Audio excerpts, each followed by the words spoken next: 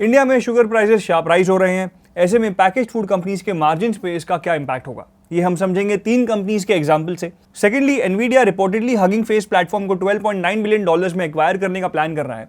तो अपने AI hardware empire से डेवलपर इकोसिस्टम तक एक्सपांड करने के पीछे कंपनी की स्ट्रैटेजी क्या है। और फाइनली, अगस्त में इंडियन स्टॉक मार्केट में 58,000 करोड़ रुपीस का फ्रेश स्टॉक सप्लाई आया है। Promoter stake sale, private equity investor exits और गवर्नमेंट का LIC स्टेक सेल एक साथ आने से अब सवाल यह है कि क्या इन्वेस्टर्स के पास इतना पैसा है कि वो इस सारी सप्लाई को एब्जॉर्ब कर सकें। हाय एवरीवन, मैं हूं Maharshi. Welcome back to markets today, जहां हम ऐसी स्टोरीज का इन डेप्थ एनालिसिस करते हैं जो आपके पोर्टफोलियो को डायरेक्टली इंपैक्ट करती हो। तो अगर आपको ऐसे वीडियोस रेलेवेंट लगते हैं तो इस चैनल को सब्सक्राइब कीजिए। Let's begin.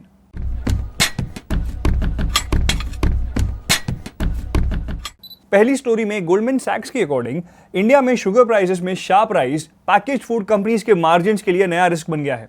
Retail sugar prices जनवरी में रफली 50 रुपीज पर केजी थे। अगस्त तक ये बढ़ के 58 रुपीज पर केजी हो गए और 25 अगस्त तक प्राइसेस पिछले साल के एवरेज से अराउंड 42% हायर और प्रीवियस मंथ के एवरेज से 28% हायर हो गए हैं।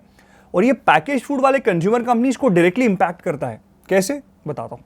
ऐसे में ब्रिटानिया इंडस्ट्रीज को शुगर प्राइस इन्फ्लेशन का सबसे ज्यादा इंपैक्ट फेस करना पड़ सकता है। ब्रिटानिया के केस में बिस्किट्स कंपनी के रेवेन्यू का रफली 75% कंट्रीब्यूट करते हैं और बिस्किट बनाने के इनपुट कॉस्ट में शुगर और पाम ऑयल दोनों का सिग्निफिकेंट रोल है। शुगर अकेले का कॉस्ट अराउंड 15 to 16% है, जबकि पाम ऑयल रफली 20% कंट्रीब्यूट करता है। तो अब अगर शुगर का प्राइस इतना शार्पली बढ़ रहा है तो कंपनी के पास ना बेसिकली 2 ऑप्शंस है। पहला, या तो ये एडिशनल कॉस्ट खुद एब्जॉर्ब करे जिससे मार्जिन्स पर प्रेशर आ सकता है। दूसरा, प्रोडक्ट्स के प्राइसेस बढ़ाए जाएं ताकि कॉस्ट का कुछ हिस्सा कंज्यूमर से रिकवर किया जा सके। अब गोल्डमैन सैक्स का एस्टीमेट है कि अराउंड 40% शुगर प्राइस इन्फ्लेशन को ऑफसेट करने के लिए ब्रिटानिया को अप्रोक्सीमेटली 3.5% प्राइस हाइक की जरूरत होगी। लेकिन ये इतना ईजी नहीं है। बिस्किट मार्केट में कॉम्पिटिशन ऑलरेडी हाई है और कंज्यूमर्स प्राइस सेंसिटिव भी हो सकते हैं। इसीलिए पूरी कॉस्ट इन्फ्लेशन को इमीडिएटली पास ऑन करना थोड़ा डिफिकल्ट हो सकता है। अब दूसरी तरफ नेस्ले इंडिया के इनपुट कॉस्ट में शुगर का शेयर अराउंड 6 to 7% है और पाम ऑयल का अराउंड 10%। मतलब नेस्ले के लिए शुगर और पाम ऑयल इन्फ्लेशन का एक्सपोजर ब्रिटानिया के कंपैरिजन में रिलेटिवली लोअर है। और साथ ही में नेस्ले के मल्टीपल कैटेगरीज में ना प्राइसिंग पावर है जो हायर इनपुट कॉस्ट के इंपैक्ट को कुशन कर सकती है। तीसरी तरफ वरुण बेवरेजेस के केस में around 10% raw material cost sugar से लिंक्ड है, लेकिन कंपनी नो शुगर और लो शुगर प्रोडक्ट्स की तरफ भी शिफ्ट कर रही है। इससे शुगर प्राइस इन्फ्लेशन का एक सिग्निफिकेंट पोर्शन ऑफसेट करने में हेल्प मिल सकती है। और अब इस शुगर प्राइस को कंट्रोल करने के लिए भी गवर्नमेंट ने 1 million tonne duty free sugar imports allow किए हैं और इस मूव ने शुगर प्राइसेस को उनके पीक से करेक्ट होने में हेल्प तो की है।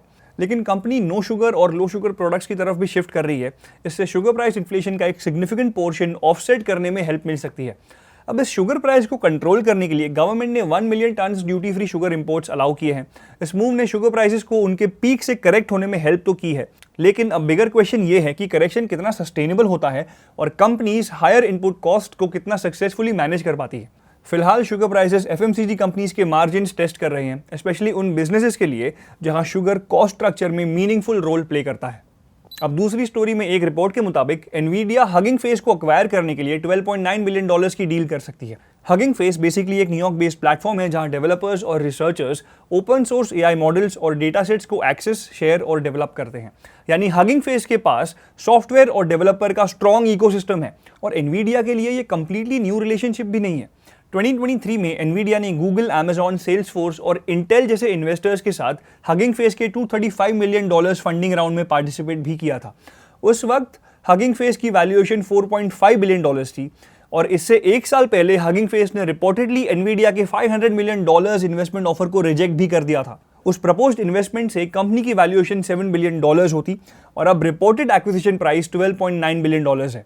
मतलब हगिंग फेस की परसीव्ड वैल्यू कुछ सालों में काफी सिग्निफिकेंटली बढ़ी है और यहीं से एनवीडिया की स्ट्रैटेजी समझ आती है। अब एनवीडिया ट्रेडिशनली AI बूम का सबसे बड़ा हार्डवेयर बेनिफिशियरी रहा है।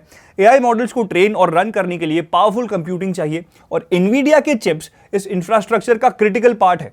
लेकिन AI इंडस्ट्री के लिए मॉडल्स, डेटा सेट्स, डेवलपर्स और एप्लीकेशंस, ये पूरा इकोसिस्टम इक्वली इंपॉर्टेंट है।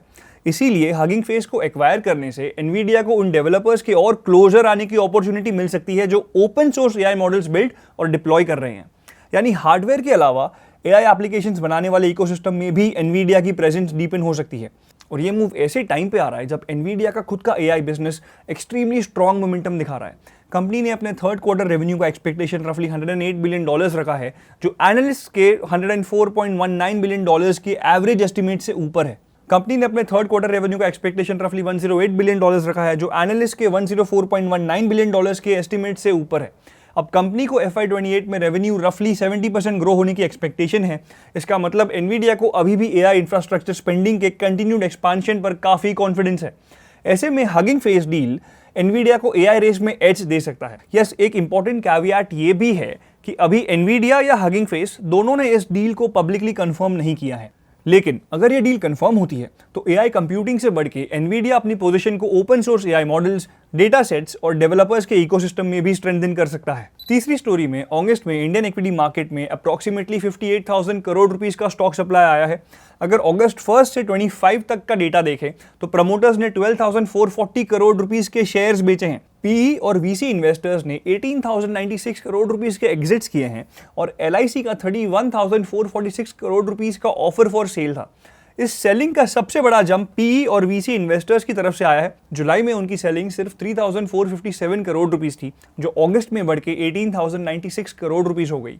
और इसमें Meesho, UltraTech cement, Lenskart solutions, 197 communications और डॉक्टर अग्रवाल्स हेल्थ केयर जैसे कंपनीज में पीई और वीसी एग्जिट्स ने अगस्त की मेजॉरिटी सेलिंग को ड्राइव किया है। इनफैक्ट प्रमोटर्स भी जुलाई के 281 करोड़ रुपीस से जंप करके अगस्त में 12,440 करोड़ रुपीस के शेयर्स बेच चुके हैं। इसमें Tenneco clean, air India, UltraTech cement और अडानी पावर प्रमोटर सेलिंग के सबसे बड़े एग्जांपल्स रहे हैं। लेकिन ये सेलिंग का रीजन आखिर है क्या? अब पीई और वीसी इन्वेस्टर्स के केस में ये फंड लाइफ साइकिल का नेचुरल पार्ट हो सकता है। इन फंड्स ने कंपनीज में कई साल पहले इन्वेस्ट किया था। अब जैसे जैसे फंड्स मैच्योर हो रहे हैं, इन्वेस्टर्स को अपने फंड के बैकर्स को पैसा रिटर्न करना होता है ताकि वो नए फंड्स रेज करके नेक्स्ट जनरेशन ऑफ कंपनीज में वापस से इन्वेस्ट कर सकें। प्रमोटर्स के लिए भी पिक्चर का एक पार्ट वैल्यूएशंस है। हेडलाइन इंडाइसेस भले ही रेंज बाउंड रहे हों, लेकिन स्मॉल और मिड कैप स्टॉक्स के कुछ पॉकेट्स में स्ट्रॉन्ग रैली हुई है। तो जब वैल्यूएशंस अट्रैक्टिव लगने लगती है तब प्रमोटर्स के लिए भी अपनी होल्डिंग्स का एक पोर्शन मोनेटाइज करना नेचुरली टेम्पटिंग हो सकता है। लेकिन अब प्रॉब्लम टाइमिंग की है।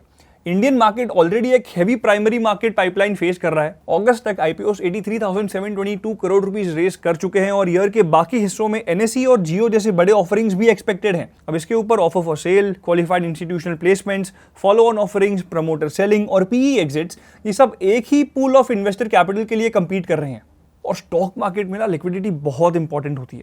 अभी डिमांड साइड पर म्यूचुअल फंड्स के पास मंथली SIP इन्फ्लोज के थ्रू स्टेडी मनी आ रहा है।